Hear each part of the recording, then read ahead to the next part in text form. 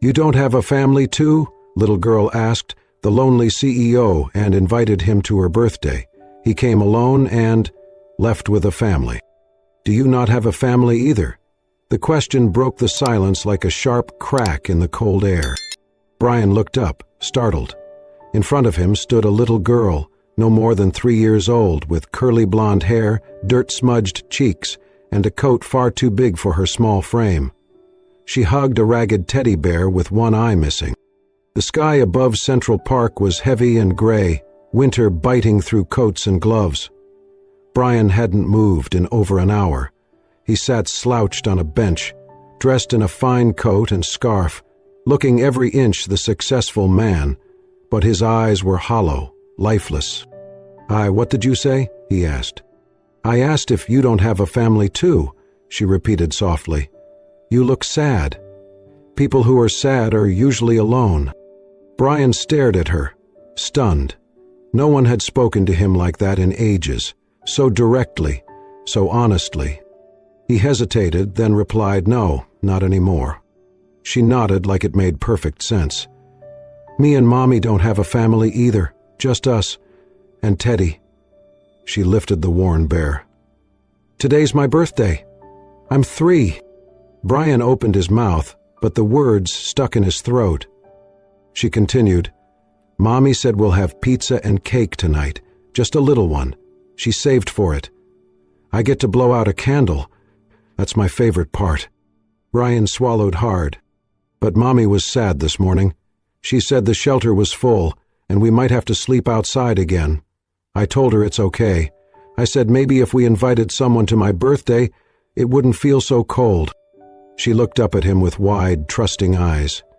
"You can come if you want. It's not fancy, just pizza. But I'll share." "You're inviting me?" he asked. She smiled. "Yes. It's behind the old pharmacy, near the wall that stays warm." Brian shook his head slightly, trying to process. "What's your name?" "Susan." "That's a beautiful name," he said gently. "Mommy says it was her grandma's. What's yours?" "Brian." "Well, Mr. Brian, would you like to come to my birthday party? You don't have to bring anything." He looked at her, really looked. Not a homeless child, not a stranger, just a little spark of light in the dark. He should have said no. He had meetings, calls, a schedule filled with things that once felt important. But none of them mattered. He stood, adjusted his coat, and nodded. "I'd be honored, Susan." She clapped her hands. "Yay! Mommy will be so happy." Brian followed her as she skipped ahead, her boots tapping against the sidewalk. The sun dipped lower behind the trees, casting long shadows across the park. For the first time in months, Brian felt a shift in his chest, small but real. He breathed easier, and he wondered how a child with so little could offer him something he hadn't known in years. Kindness that expected nothing in return. As Brian followed Susan through the dusky streets, something long buried stirred inside him. She skipped ahead, chatting to her teddy bear, unaware of how deeply she had already affected him. Her steps were light, full of trust, and she had chosen to trust him, a stranger in a suit with hollow eyes. His polished shoes clicked against cracked pavement, out of place in this part of the city. He didn't know why he had said yes. Maybe it was her voice, so innocent. Or maybe it was that question, "You don't have a family either," that struck deeper than he cared to admit. He hadn't always been alone. At 8, Brian lost his parents in a car accident. He remembered flashing lights, the soft voice of a social worker, and then the warmth of his grandmother's embrace. Margaret, a seamstress with arthritic hands and a kind soul, raised him on love and soup and bedtime stories. She became his whole world. When he found success in his 20s, she was his biggest supporter, and when she passed away last winter just before Christmas, something inside him went quiet. He didn't cry.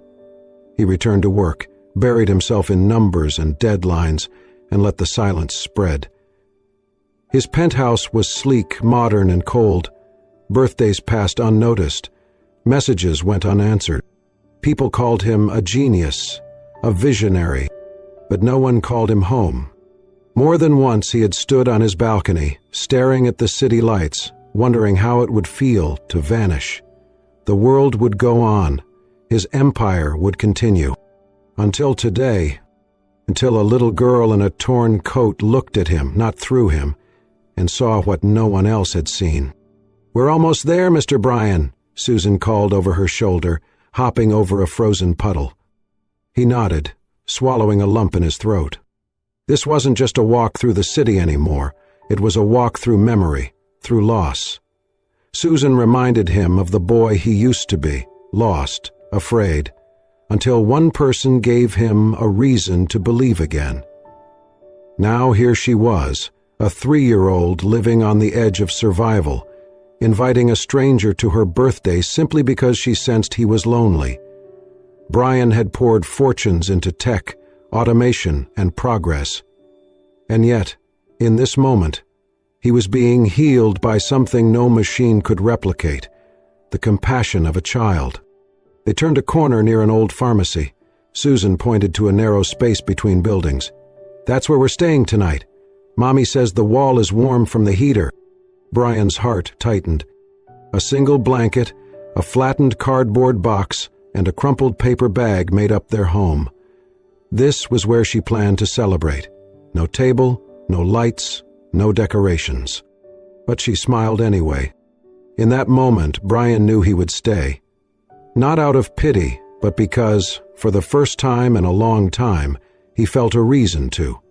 A quiet thread had been sewn through his chest, pulling him towards something real. He didn't know what this night would bring, but he would follow that thread. Because maybe, just maybe, it led back to life. Behind the old pharmacy, in a dim alley just past the subway tracks, a faint orange glow flickered from a makeshift lantern, a glass jar with a tea light inside. The air was bitterly cold, but the narrow space between buildings offered some shelter from the wind. There, kneeling on flattened boxes, was Ava. Her blonde hair, tied back in a messy ponytail, was damp from the mist. She wore a patched jacket and fingerless gloves, her movements careful as she arranged a tiny chocolate cupcake on an overturned crate. Beside it sat a small pizza box, still warm, emitting the smell of cheese and tomato. She had been saving for this for 3 weeks, collecting loose change, skipping meals, and doing odd cleaning jobs for passers-by, just to give Susan a birthday memory. Ava lit the single candle with a nearly empty matchbook, shielding the flame with her hand against the breeze. She was humming softly when she heard small footsteps approaching, familiar ones, and looked up with a tired but hopeful smile. "Hey, birthday girl," she began, then froze as she saw the man walking behind her daughter. Bryan stopped a few steps away, unsure of what to say. Ava stood quickly, instinctively placing herself between Susan and the stranger. Her eyes were sharp, protective. Susan, unaware of the tension, grinned wide. "Mommy, this is Mr. Bryan. He's coming to my party." Ava looked him over.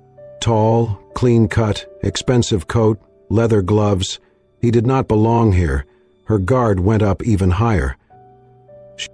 Bryan removed his gloves and extended a hand gently. "Hi, I'm sorry if I startled you. Susan invited me, and I didn't want to disappoint her." Ava hesitated, then shook his hand briefly. "Ava," she said, "I'm her mother." Bryan nodded. "Thank you for letting me be here." There was a pause.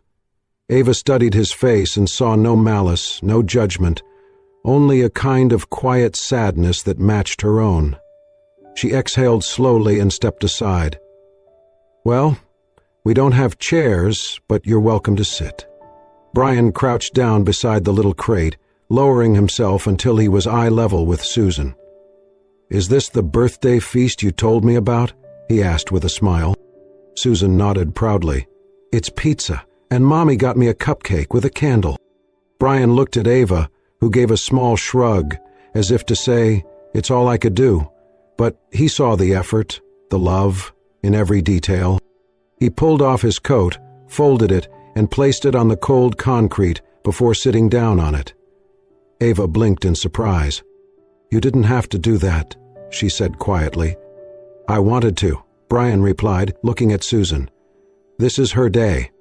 They all sat together, huddled in the cold, sharing the single pizza. Brian took only one slice, letting Susan enjoy as much as she wanted. She offered him the first bite of her cupcake, and he pretended to nibble before handing it back with exaggerated delight. "It's the best cupcake I've ever tasted," he said solemnly. Susan giggled. "You're silly, Mr. Brian." Then came the moment. Ava reached for the candle with her lighter. "Ready, sweetheart?" she asked. Susan nodded, eyes sparkling. Brian held up the cupcake carefully while Ava lit the candle. The tiny flame wavered in the cold air. "Make a wish," Ava said gently. Susan closed her eyes tight and whispered, I wish nobody ever has to be lonely." The candle flickered. She blew it out. Brian felt something crack open inside him. Not a wish for toys, not for a warm bed or even a home, but for no more loneliness. His throat tightened, and he turned slightly to hide his face, blinking back the wetness in his eyes. Ava noticed. She said nothing but looked at him differently now, less like a stranger, more like someone who understood. They sat in silence for a while after that, the pizza box empty, the cupcake half eaten in Susan's lap as she played with her bear. The quiet between them was not awkward, but peaceful. Brian looked around at the crumbling bricks, the echoing rattle of trains behind them, the cold seeping into his bones. Yet he felt warmer than he had in years. He turned to Ava and said softly, "She's extraordinary." Ava nodded. "She's all I have, and somehow, she's always the one who gives me hope." Brian looked at the candle wax hardening on the crate, then at Ava's hands, rough, red from cold, but gentle. He could see she was exhausted, fighting every day just to keep going. And yet, she had made this night special. Not grand, not glamorous, but real. Brian smiled, truly smiled, and Ava noticed. She tilted her head. "You okay?" He nodded. "I haven't smiled like that in a long time." Ava's expression softened. "Yeah, me neither." And there, in the cold and dark, surrounded by scraps and shadows, something warm flickered between them. Small, uncertain, but quietly beautiful. The next morning Brian returned to the alley behind the old pharmacy, his breath clouding in the cold air. The crate, the cardboard bedding, the little candle jar, everything was gone. The space was empty, lifeless. He stood there for a long time, hands deep in his coat pockets, heart sinking. He didn't even know why he expected they'd still be there. The streets were constantly shifting for people like Ava and Susan, shelter availability changing night by night. But something in him needed to see them again. Not out of guilt, not out of curiosity, out of something else, something quieter, deeper. Over the next 2 days, Brian searched. He visited soup kitchens, shelters, and food distribution spots, using his connections subtly. He did not ask his assistants. This was something he had to do himself. Finally, on the third evening, at a small downtown shelter that operated without city funding, he spotted them. Susan was coloring quietly at a folding table, her bear tucked under her arm. Ava was nearby, washing dishes with other volunteers in exchange for dinner and a sleeping spot. When she saw Brian, her eyes narrowed slightly. Cautious. "You found us," she said, drying her hands on a towel. He smiled gently. "Wasn't easy." Ava glanced around. "You didn't bring anyone else?" "No, just me." She relaxed only slightly. "Okay." Brian visited again the next day, and the next. He brought warm food in containers, claiming it was extra from his office events. Susan would squeal in delight at the smell of real chicken soup, while Ava stayed reserved, offering quiet thanks. He never asked questions, he never pried. Instead, he listened. He noticed. Susan's shoes were starting to fall apart. So he found a cobbler willing to repair them at no charge, and when that didn't work, he left a pair of high-quality children's boots at the shelter's donation box in Susan's size. When he saw Ava coughing and shivering one evening, he returned the next day with a soft wool scarf and a thick blanket. But she hesitated before accepting. "That's very kind," she said, "but I don't want to take too much from you."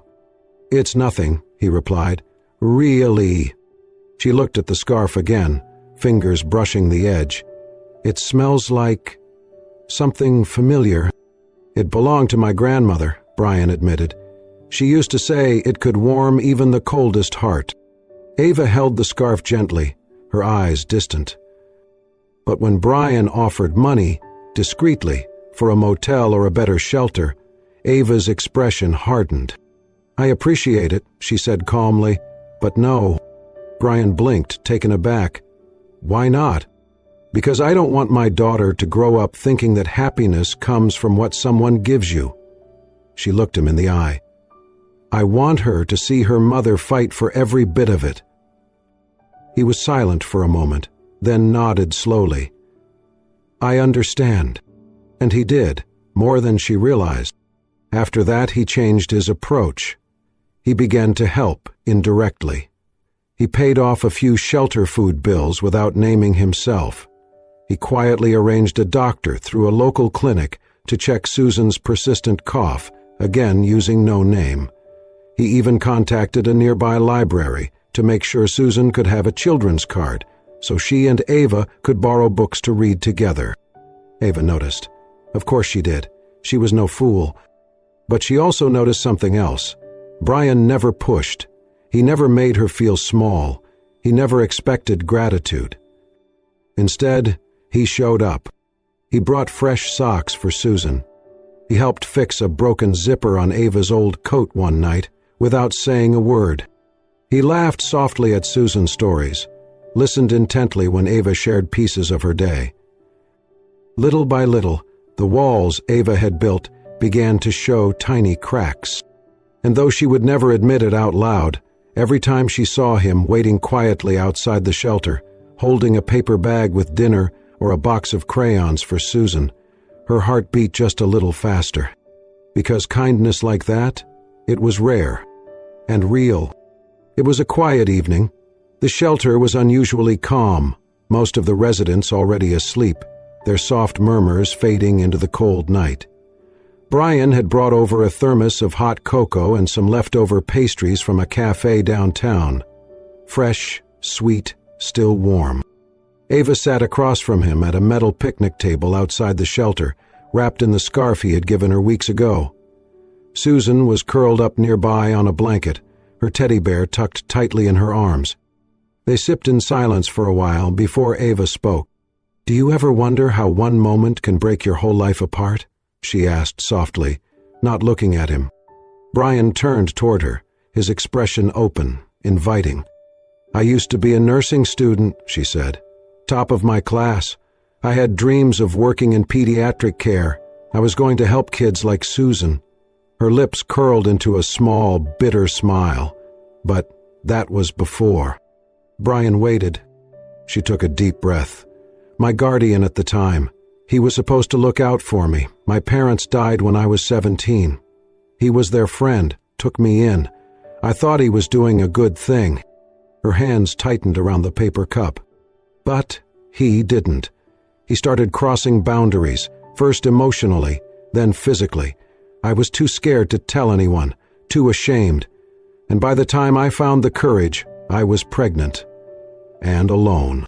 Brian's heart twisted. I lost my scholarship, got kicked out of his house, and no one wanted to hire a 21-year-old pregnant girl with no address, no references, and no degree. I applied everywhere, cleaned motel bathrooms, waited tables until my feet bled. But the rent kept going up, and the jobs didn't last. She looked down, blinking hard. Susan was born in a shelter. I remember holding her the first time and thinking, maybe now life would turn around. A long pause. It didn't. Brian's throat ached. He wanted to say something, to fix it, but she continued. I've been followed, harassed, offered deals by men who thought they were helping. She looked at him then, her eyes sharp. So, forgive me if I don't trust easily, if I don't melt just because a man brings soup and smiles. I'm not asking you to, Brian said quietly. I don't need to be saved, she added. I want someone who sees me, who understands. Brian set his cup down gently. I do see you, Ava. She looked away, her jaw tight. I used to think I was the most alone person in the world, he said after a moment. I lost my parents young. I was raised by my grandmother. She was the only person who ever truly cared about me. When she passed away last Christmas, something inside me shut down. I haven't felt whole since. He swallowed. Everyone thinks I have it all. Power, money, success. But none of that matters when there's no one waiting for you at home. Ava looked at him again, really looked this time. I sit in boardrooms, make million-dollar decisions, and then go home to silence, to nothing. There was something raw in his voice, unpolished, real. I've never been as strong as you, Brian added, voice cracking slightly. What you've done, for Susan, for yourself, that's the kind of strength I've only read about. They sat there in stillness, two souls exposed under the dim shelter light, surrounded by the quiet hum of the city. Ava's shoulders eased just a little.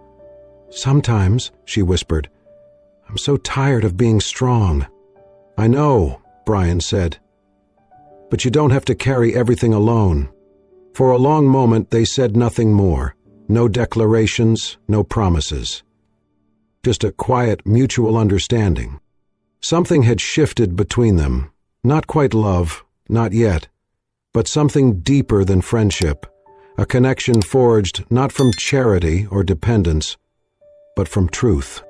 And as Ava glanced down at her sleeping daughter, then back at Brian, she realized something she had not felt in years. She didn't feel alone. The knock on the shelter office door came just after lunch. Ava was folding donated clothes when the staff called her name. She turned, surprised to see a woman in a gray blazer, holding a clipboard, her expression professional but distant. Ms. Ava Moore? The woman asked. Yes, Ava replied cautiously. I'm with Child Protective Services. We received a report regarding your daughter, Susan. Ava froze. The woman continued. We have concerns about your living situation. Susan has been seen sleeping in unsanitary and unsafe conditions multiple times.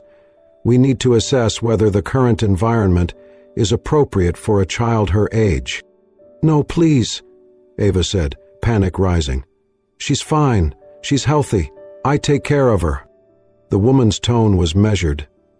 We understand you're doing your best, but safety is our top priority.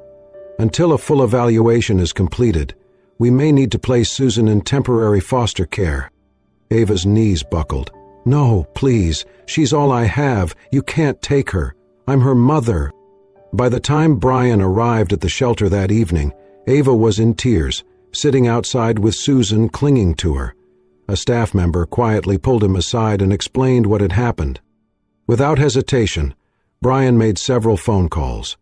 The next morning he arrived at the CPS office with a neatly organized binder of documentation, photos of Susan healthy and smiling, lists of Ava's volunteer work, shelter staff testimonies, medical records showing Susan's recent checkup at the clinic he'd arranged, and records of the donations he had made anonymously to support their well-being. He also submitted a notarized letter offering to serve as a legal sponsor, willing to provide stable housing and ensure Susan's safety under Ava's custody. A week later, Ava and Brian sat side by side in a modest hearing room. Across the table sat two CPS representatives and a legal advisor. Susan waited outside with a volunteer. The lead agent spoke first. Ms. Moore, we have reviewed your case. There are serious concerns about your capacity to provide a secure home for your daughter. Ava's voice trembled. I've done everything I can. I don't have a lot, but she's loved. Every day, she's fed, she's clothed, she laughs, she's safe with me." One of the agents folded her arms. "But she sleeps on the street. No stable income, no permanent address." Brian stood. He reached into the binder and placed a photograph on the table, a picture of Susan and Ava from her birthday night, the cupcake candle glowing in the dark. Both mother and daughter were smiling. "I've been supporting them," Brian said firmly. "I can confirm that Ava has been taking every possible step to change their situation. I've watched her choose dignity over dependence, time and time again. She didn't ask me for help. I offered." The legal advisor raised an eyebrow. "And what's your relationship to the child?" Brian didn't hesitate.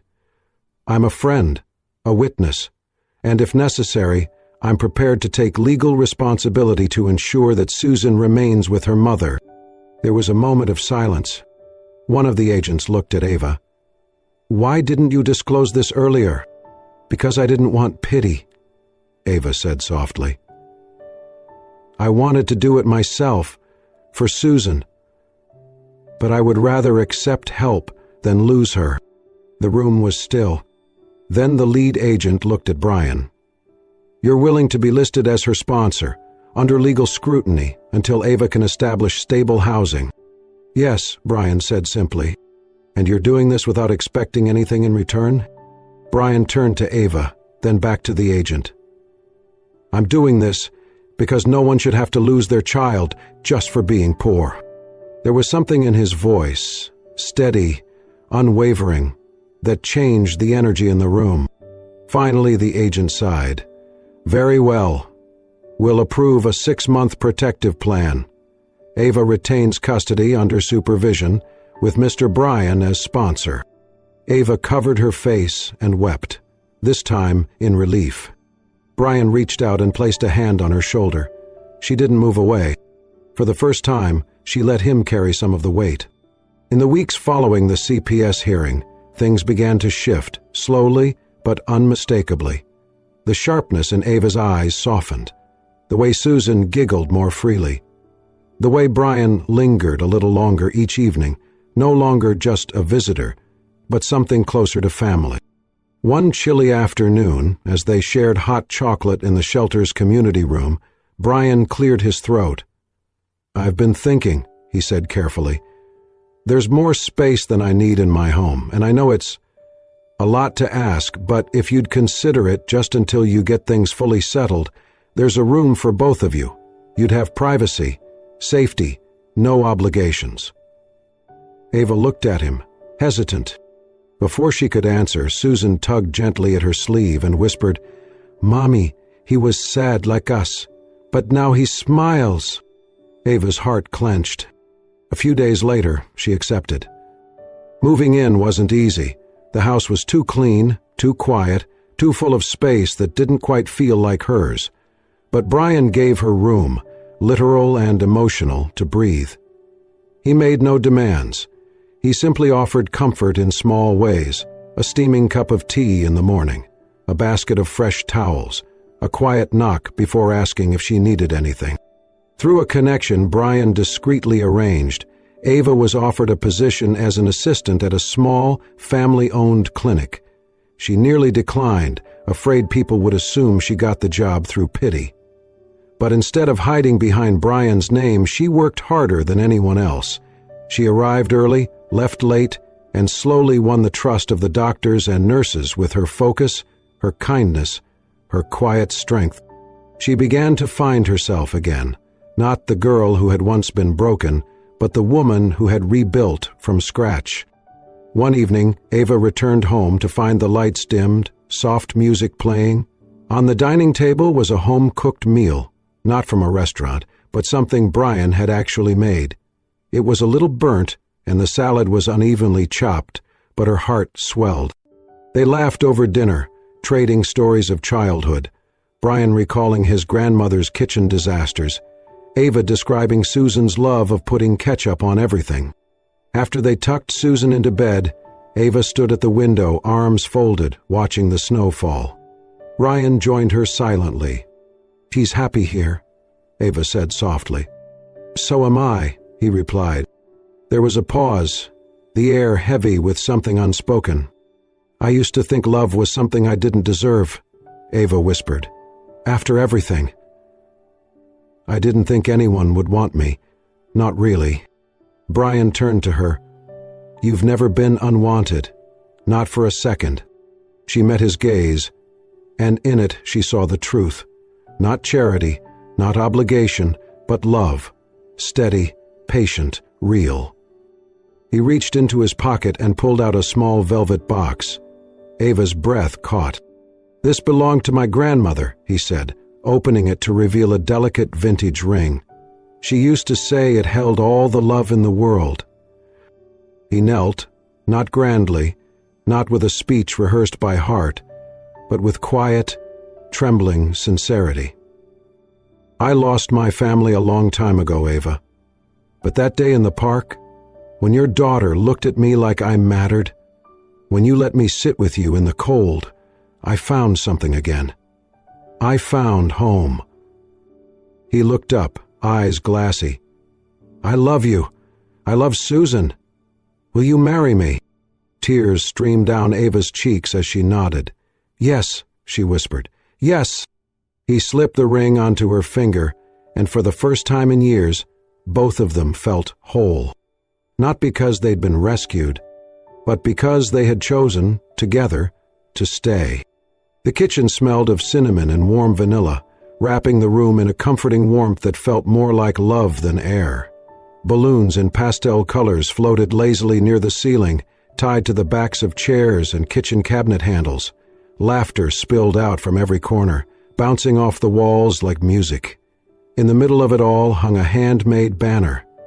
Happy 4th birthday, Susan. The letters were uneven, drawn in crayon, surrounded by hearts and stars and one misshapen teddy bear that was unmistakably modeled after hers. On the table stood a 3-tier cake, carefully decorated with pink frosting, edible glitter, and tiny sugar stars. Susan, standing proudly on a chair, wore a paper crown with her name written in sparkly purple marker and a frilly white dress that poofed out like a cloud around her knees. Her cheeks were flushed with joy, her eyes wide with wonder. Around her gathered 10 children, clapping and cheering. They were boys and girls, all under 10, all once without homes, families, or birthday candles of their own. But tonight, they weren't forgotten. They were guests, honored and cherished, in a house built on second chances. Brian leaned against the doorway, his hands tucked into his pockets, watching with quiet awe. Ava stood beside him in pale blue scrubs, her blonde hair pulled into a neat ponytail after her shift at the clinic. She nudged his arm gently, and he wrapped an arm around her shoulders. She made that wish last year, he whispered, his voice thick with emotion. And somehow it all came true. Ava smiled, eyes glistening. She's always known what matters most. Okay, Susan, Ava called, walking over to the table. Make your wish. Susan scrunched her eyes shut, hands clasped tightly in front of her chest. Everyone fell silent. Then, with one big breath, she blew out all 4 candles at once. The room erupted in cheers. Frosting on your nose, one little boy shouted, giggling as Ava gently dabbed Susan's face with a napkin. After the cake, Ava gathered the kids into a circle on the living room rug for games and songs, their giggles filling the house. Brian stepped back to take it all in.